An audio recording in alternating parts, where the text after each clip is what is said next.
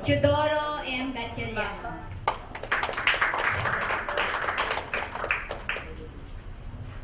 Magandang umaga po sa inyong lahat. Akala ko hindi na ako. I'm scheduled to do the first presentation, but because of the very heavy traffic, so white lanes kanina, sabi ko, naku, di nata ako beating the line. Anyway, with me today are the two lawyers of the legal division of the DOST Central Office. We have here Attorney Angel Alviar, please, and Attorney Fidel Borja. They will be helping me in discussing, of course, the better interpretation of Republic Act 8439. So I need the assistance of lawyers. Ladies and gentlemen, as mentioned probably by Lita and of course Asek Donian, this is the fourth and the final leg of our public consultation for Republic Act 8439, which is amended by Republic Act 11312. In fact, what we're going to present to you today are the amendments only contained in Section 2 of the Republic Act 8439. Ayan. Section 2 only, which covers one specific amendment, and that is the authority to certify who should be beneficiaries and who should not be beneficiaries of the Republic Act 8439, or Magna Carta for scientists, researchers, engineers, and other science and technology personnel in the different government offices. Now, let us qualify that. This Republic Act is only applicable for all government workers. It does not cover privileges or benefits of scientists, researchers, and engineers in the private sector. Although later on, we may also touch some issues involving activities of the government scientist, researcher, and engineer being seconded or working in the private sector. Okay, so Republic Act 8439, or what we call Magna Carta for scientists, researchers, and engineers, and other S&T personnel in the government, has long been implemented by the government. How many of you here have been availing the benefits of Republic Act 8439? Please raise your hands. Oh, marami na pala. What about those who have not? Yung mga ngayon pala. Please raise your hands. O, sige, my talk is for you guys. Those who have not availed of the Republic Act 8439 privileges. But for those who have already been availing this for quite a while, well, you just listen and probably you can contribute to what I'm going to discuss today. This is just a sort of a review.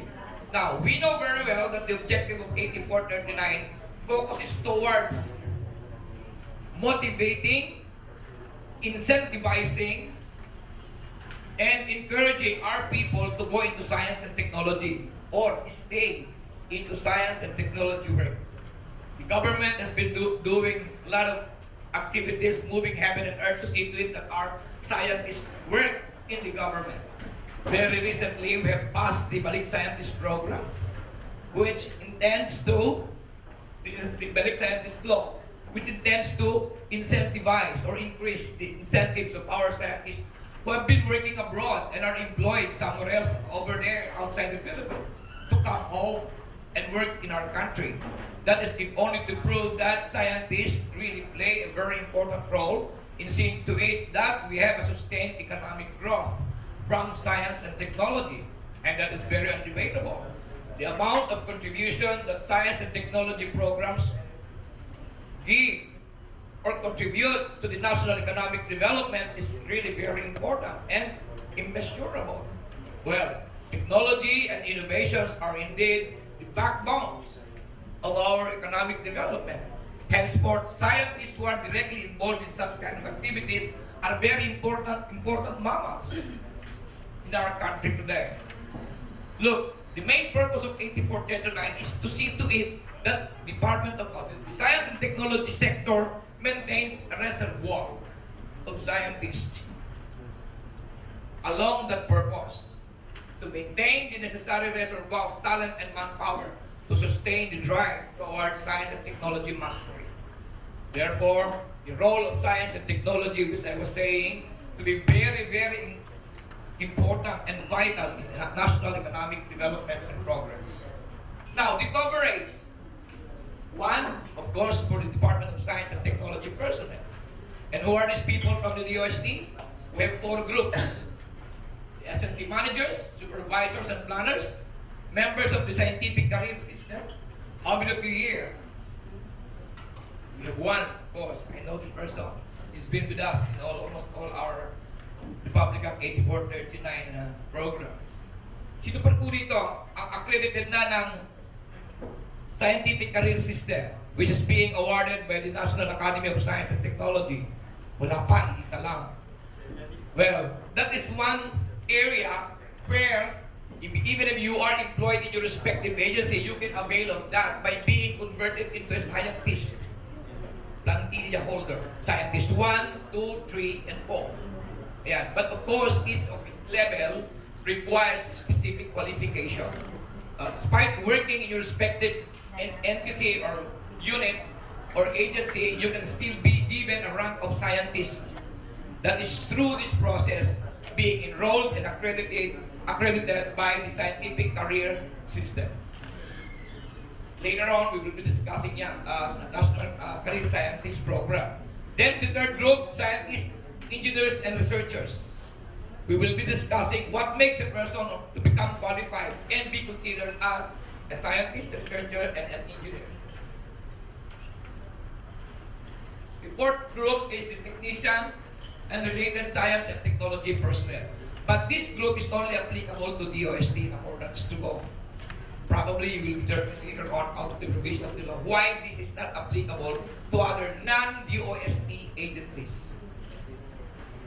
These are the drivers, the clerks, and many other people who are not directly working under the program of research and development, but in one way or another, doing something in support of research and development activities in the DOST program. So the coverage, we have the non-DOST personnel. So other than the DOST, we have the non-DOST, and that is you. Those people who are working outside of the Department of Science and Technology, but are involved in science and technology activities, may avail of the different benefits from the Republic Act 8439 or Magna Carta. Kaya kayo po yun. That heads of agencies, but the thing is, upon certification of the head of their agency, this is the new version. This is already the amended part of RA-8439. Later on, Attorney Albiac will be discussing this. Because it used to be what? Upon certification of the Secretary of the Department of Science and Technology. But because of the amendment, that authority was already transferred to the head of their agency, of your respective agency. Later on, the big question is, who is the head of the agency? Okay. Provided, look, there's a collective there. Provided that the heads of agencies shall abide by the guidelines promulgated by the Department of Science and Technology. Provided. They will follow the guidelines to be promulgated by DOST for the certification of non-DOST personnel. Hence, this consultation. Because we will soon be issuing, or the Department of Science and Technology will soon be issuing the guidelines governing these amendments. Hence, this consultation. We're asking from you, we'll be soliciting suggestions and maybe recommendations so that we can improve the guidelines that we're still drafting at this moment. So later on, maybe within March or April, the DOST Secretary will be issuing the DOST guidelines covering the directions and the procedures how to accredit or certify a non-DOST personnel to become beneficiary and be entitled to the benefits of Republic Act 8439. Now, the classification of science and technology personnel. In the DOST, we have identified it already, but in the non-DOST, we have to consider the following. One, the science and technology managers, supervisors, and planners. Who are these people? Definitely self-explanatory. We can identify who these people are. Those who are graduate degree holders or have at least 10 years of managerial experience, or at least 10 years of managerial experience. Actually, there's no change from the original version. this requirement remains the same. Who are performing executive planning, policy making function to effectively carry out science and technology related activities. And those who are employed in R&D institutions and other organizations conducting STI. The bigger part of the discussion remains in the last sentence, conducting STI. Anyone who is involved in STI, science and technology activities. But the big question is, what do we consider as STI? Yun yung palaging, that spells the difference. Whether one is or is not entitled to be called a science and technology personnel. So, when we consider S&T managers, we are referring to those people who normally occupy what? Salary grade that ranges from salary grade 27 and above. Raise your hands.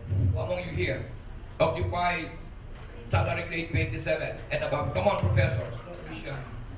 Sino po? Ayaw niyo magtaas ng kamay. Nahihiya kayo. Huwag kayong mag-alala, alam namin kung kalagano kalaki ang binabawas sa inyong buwis.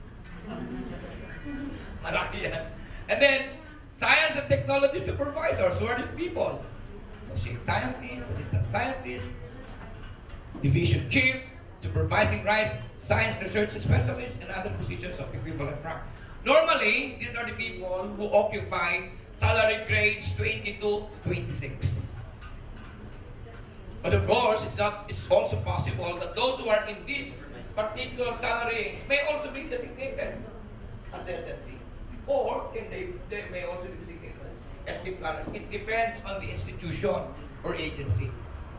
But this is just the normal bracketing of managers, supervisors, and planners. And for the SMT planners, these are the people who are occupying the ranks of planning officer, project development officer, project evaluation, and other positions. And normally, they are in this bracket, SG 22 to 26.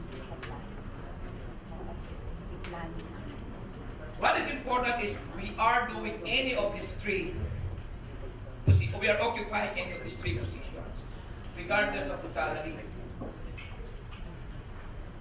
grade. Now, the members of the scientific career system, we have one here. I'm sure when you ask how to become a scientist, he can share his experiences. Because it is the National Academy of Science and Technology who is accrediting these people. Those who are being given a rank of Scientist 1 to 4. Pero ang galing niyan. Sir, Scientist 1 occupies salary grade 1. 26. Scientist 1 yun. Scientist 2 is 27. Scientist 3 is 28. Scientist 4 is 29 up to 30. 35. Scientist 5 is 35. 30. Almost equivalent rank with an SUC president. Scientist pa lang yun, ha? Not necessarily Professor 5. But of course, sabi ko kanina, each level ay merong strict requirements. It's not something that you're just going to pick up from the banana tree. It is really very difficult to attain that. But nevertheless, the good thing is even if you are only a researcher 2, researcher 3 in your university, researcher 1, it is very possible for you to occupy a rank of scientist 1, 2, or 3, or 4, or 5, depending on the qualifications that you are in possession. Yun ang maganda, no? Meaning to say, that's an opportunity. Granting that using the NBC 461, you cannot jump in your university to a certain position because of some problems, but the other path could be through scientific career system. And this applies to all government agencies, not necessarily from the SUCs. Even if we are from the FAR, from DA, wherever we are in the government, and our function is as a scientist, researcher, and engineer, we can be considered, we can be qualified and be tapped as a scientist 1 to 4 under the National Career Scientist Program. Through National Academy of Science and Technology accreditation system. The scientists who are employed in R&D and other organizations for at least college degree, one of the requirements, or at least college degree holders in any of the natural sciences. A lot of problems problems being encountered by those who were applying to become beneficiaries of Republic Act 8439 ay dito bumabagsak.